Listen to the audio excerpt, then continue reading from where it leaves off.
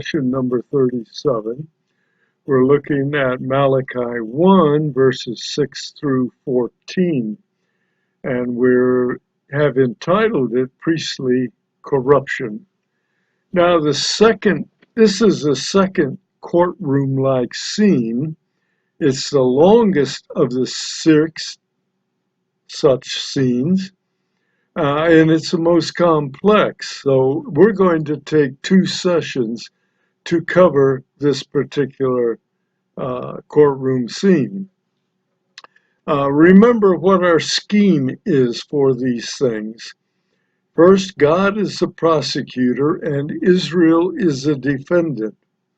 God makes a claim or charge against the defendant.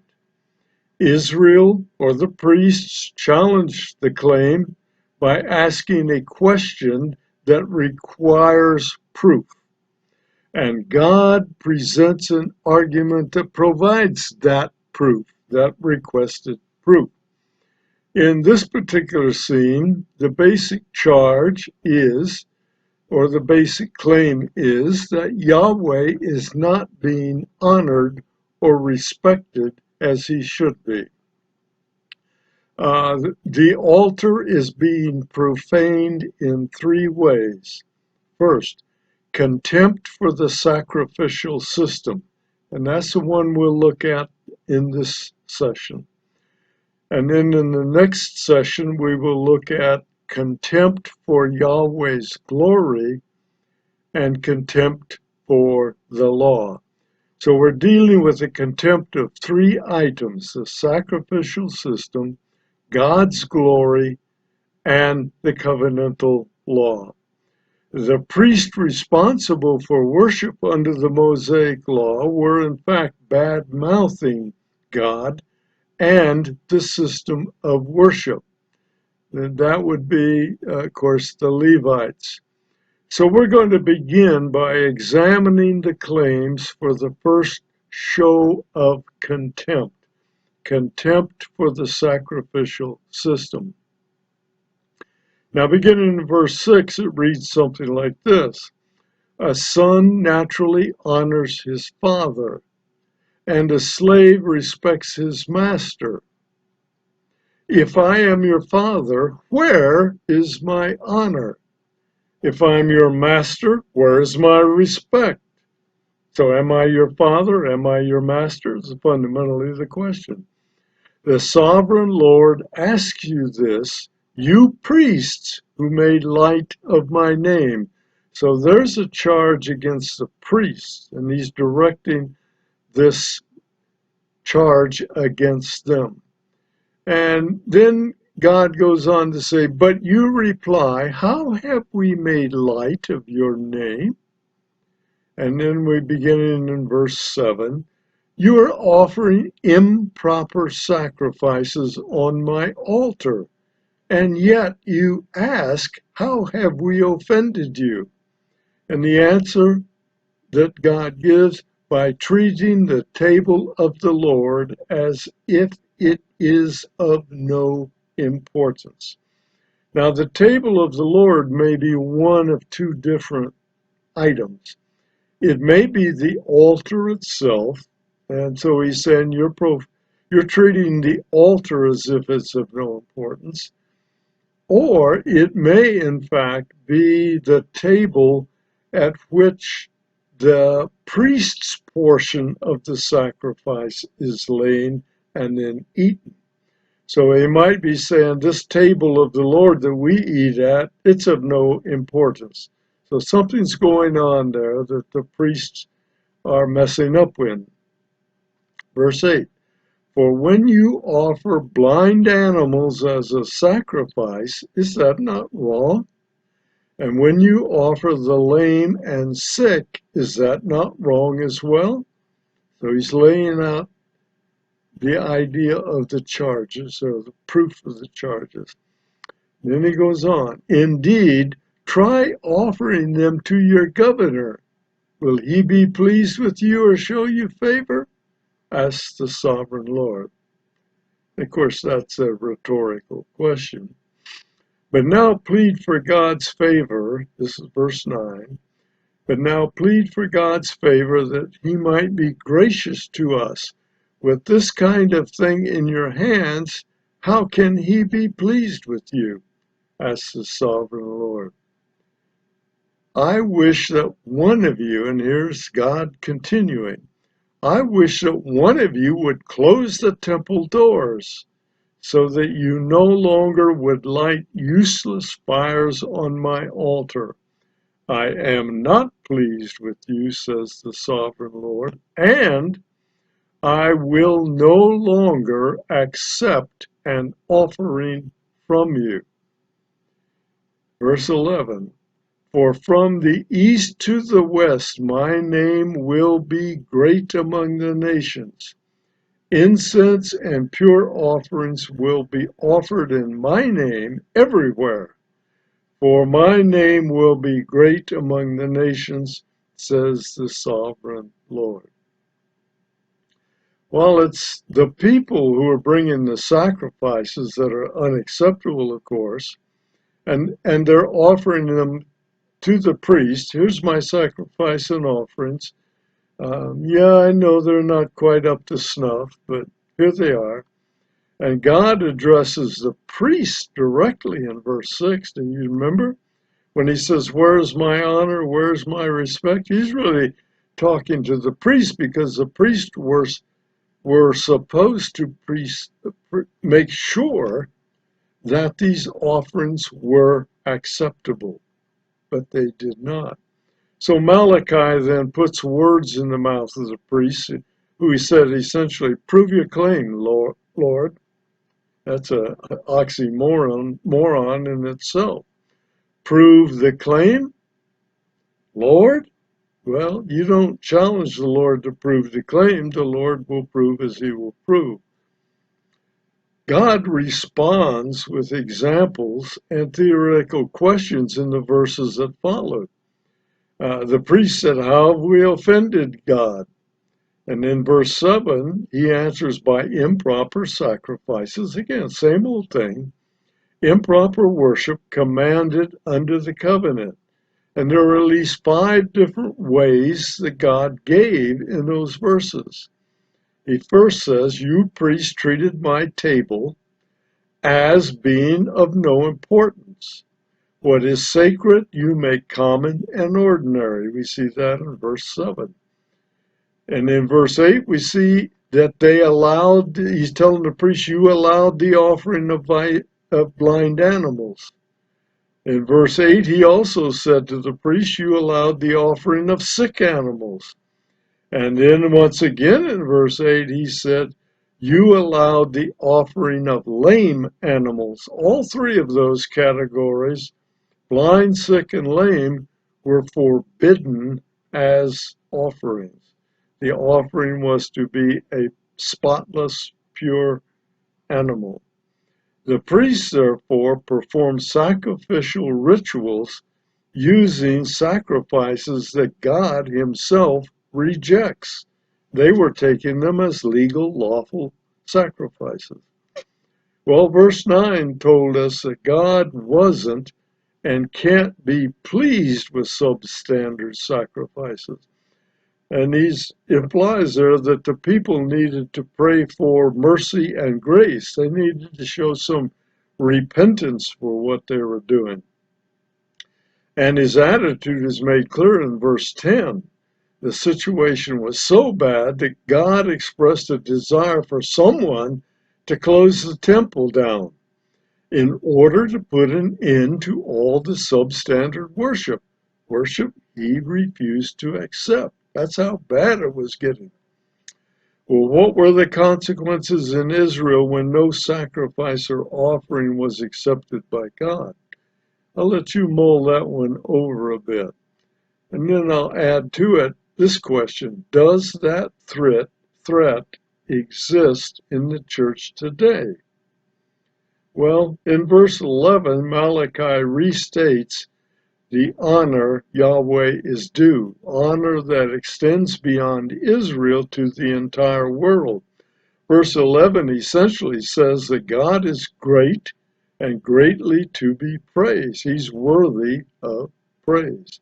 He's not a tribal God. He's a universal God of all creation. Now, let me ask you this question. If worship in the church or the temple is improper, if the building has become a mere meeting place rather than a place of worship, should your church be closed?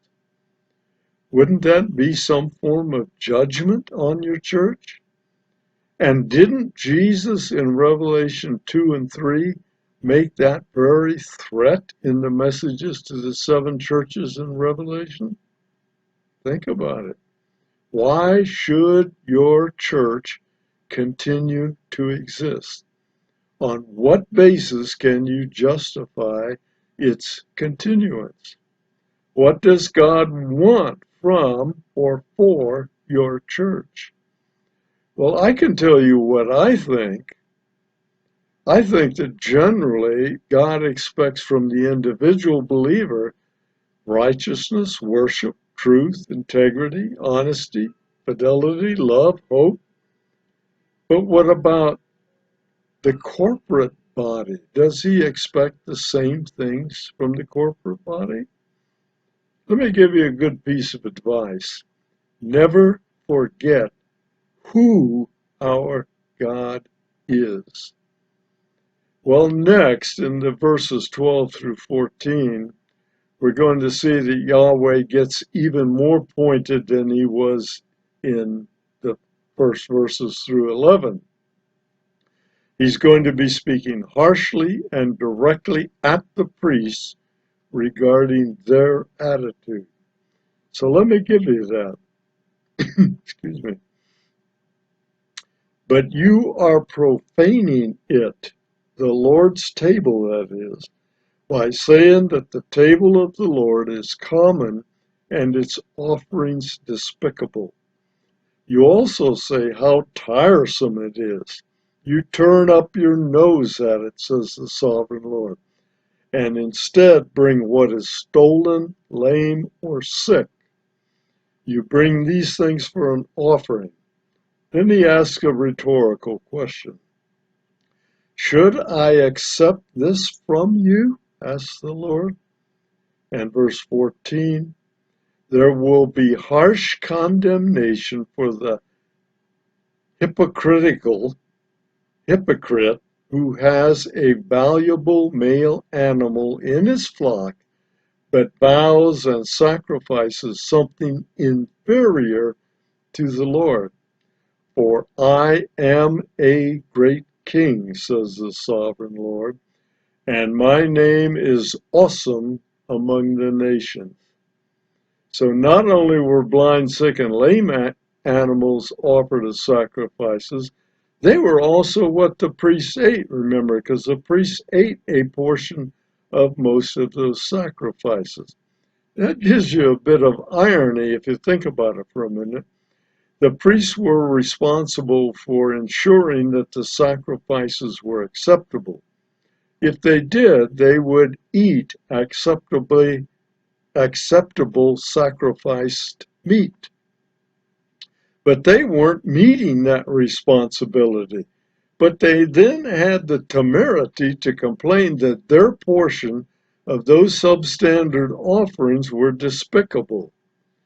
They let them in, they had to eat them, then they bellyached about the fact that they were having to eat despicable meat. Well, in verse 13, God restates his earlier rhetorical question about, should I accept that? Would your governor accept that? Here he just says, should I accept it? And he expects the answer to be no, as understood, of course. Do they expect God to accept less than the best, making the point that God is a great king? You have a great king and you offer him inferior sacrifices? Well, in verse 14, there was a special word of caution for those who cheat on keeping vows made to Yahweh. It says, for example, woe to those who vow and offer less than their best. That's my paraphrase for that, of course. But this is the third time Yahweh has made a point of his majesty. Yahweh is not simply a local God. He's not a tribal God. He is the creator God, the creator of the universe. And he's pointed that out in verses 5, 8, and 13 to this point.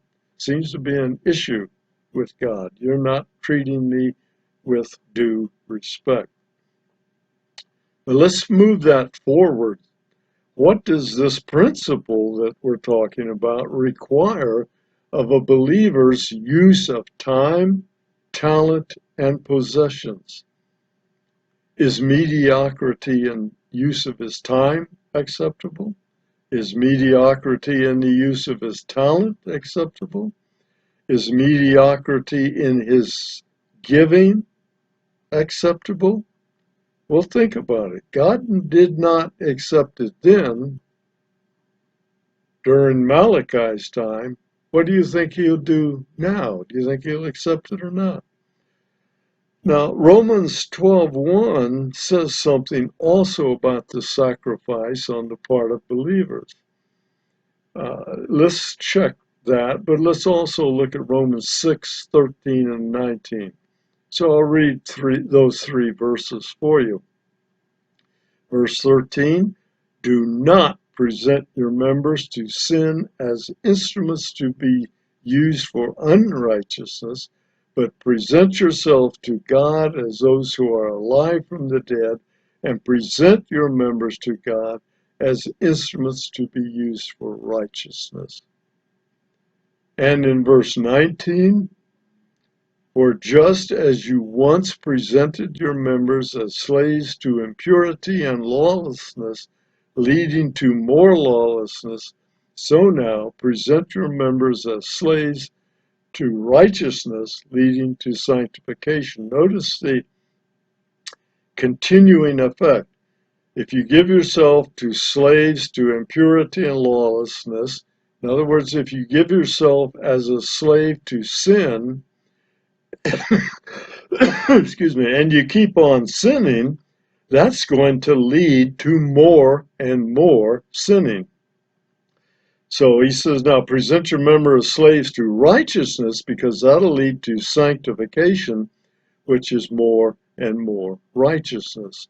So whichever you give yourself to, you're going to produce more of it over time. So what's your choice?